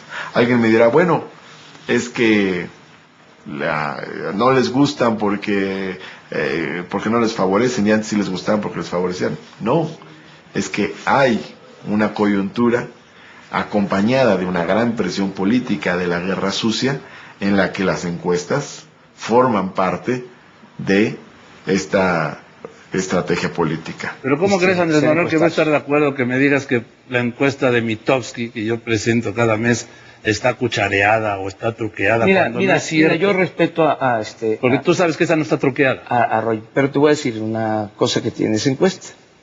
O sea, es mi punto de vista, lo respeto mucho, no quiero polemizar sobre eso. En la anterior, sí, y esto lo puedes constatar, porque incluso está en la página de internet y cualquiera puede revisarlo, está en la metodología de la encuesta. En la anterior se hace una selección de acuerdo a niveles socioeconómicos, en donde se toma 38% de la muestra, de los 1.500 cuestionarios, clase media y alta, y 62% clase baja. En esta encuesta nueva, 49% clase media y alta, 51% clase baja. Ese es un sesgo, Joaquín. Yo diera brincos de alegría si esa fuese la realidad económica social de nuestro país, si el 49% de la población de México fuese de clase media y alta.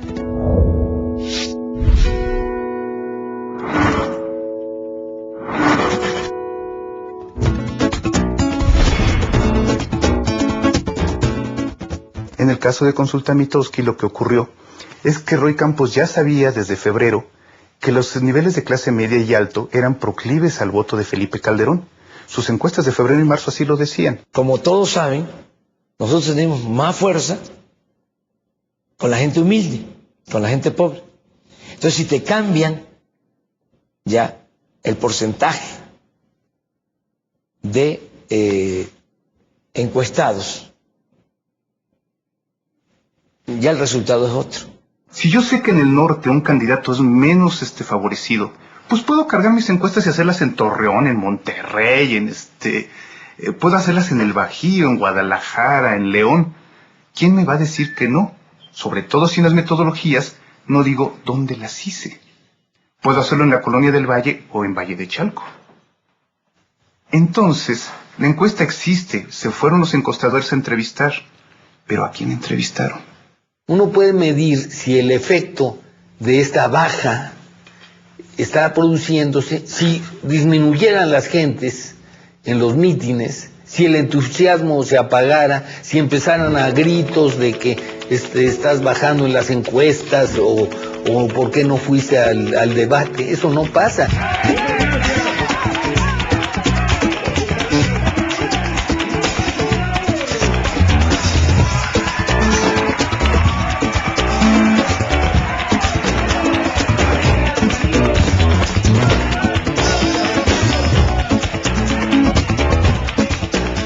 Me parece que hoy estamos viendo el librito clásico de la guerra negativa, de la descalificación y de la construcción de escenarios de conflicto para desacreditar a quien va adelante en las encuestas y tratar de colocar a un nuevo personaje.